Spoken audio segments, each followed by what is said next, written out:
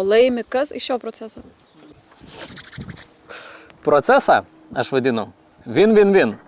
Tai 3 kart, 3. Tai 3 šalis po 3 laimėjimus. Visi 3 laimi šitaip. Tai valstybė 3 aspektais. O kaip? Atgauna mokesčius su visais delspinigiais. Pritraukia investicijas iš išorės, neišimtis, faktiškai iš pasaulio viso. Galiausiai skolininką vėl ekonomikos variklių paverčia vartotojų bei kitų mokesčių mokėtojų, kuriam tai laikui.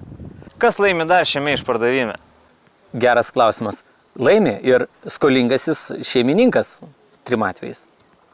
Jis gauna grąžos iš po išpardavimų per sukilusius kainos balsavimus ir taip įgavęs gyvų pinigų jis tampa vėl sėkmingas. Nes grinėje Amerikoje neginčijama vertybė. Skolingasis šeimininkas jis vis dar turi teisę išlikti ar tai tuose namuose, ar turte, ties to turto ir laikyti tai kontrolę savo. O prisirišus prie namų, tačiau jų neišpirkus, jis turi galimybę pasikeitęs statusą išlikti juose ir išsinuomoti iš investuotojo.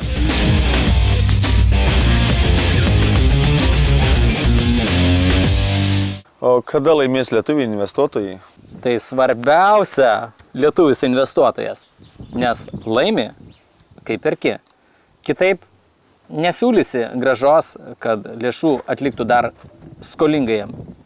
Arba nupirksi pigiai namą, žemę, komercinę ir kitą turtą, arba tau bus išpirkta su aukštomis palūkanomis. Jei skolininkas pageidauja pasilikti, iš sykio turim nuomininką. Ir 3, tu pakeisi statusą visuomenėje, tu būsi gerbiamas asmuo, nes padedi valstybei susirinkti mokesčius. Tačiau svarbiausia, neišsiaiškinę gerai visų niuansų, nedarykim patys to vieni namie, nes Amerikoje galimybės visos yra ne tik uždirbti. O kiek galima uždirbti? Skaičiuoki grąžą ir planuoki. Bet yra vardan ko. Prisimenam sugrįžtančias lėšas per 100 nuomos mėnesių. Palyginkim visuotinai nusistovėjusi paviešintą grąžos vidurkį, tos pačius 10% iš akcijų. O sulaukus išpirkimo investuotojų susigrąžinsi ir 12%, ir 15%, kai kur ir 18%, yra ir 20%, kai kur yra valstybių po 24%, vienoje taip mūsų mėgiamai valstybiai 36% mes uždirbti galim, investavo šito būdu, o kai kur ir visą pusę 100, net 50%. Normaliai? Per kiek laiko? Čia metinių palūkanų. Tiesa, išpirkimo laikotarpiai skirtingi. O jei neišpirks? Kam neišpirks, tai pelnus jūs dar labiau sustiprinsit, nes pasiimsit namus, žemę, kitą turtą. Labai šaunu ir tai, kad valstybė ilgai nusistovėjusius procesus garantuoja tą išbaigtumą. Ar ne auksinis, tai lietus? Procentai gerai, o galim paprasčiau, skaičiais. Paprasčiau ir skaičiais. Gal dar grinais? Ok. Šerifas mėgsta grynus. O mes, investuotojai, tai grąžą. Per valstybinius išpardavimus mes galime nupirkti tikrai pigiau nuo rinkos lygio.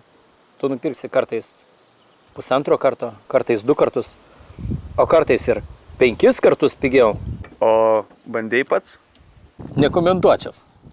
Man tai pavyko tik tai 4 kartus pigiau.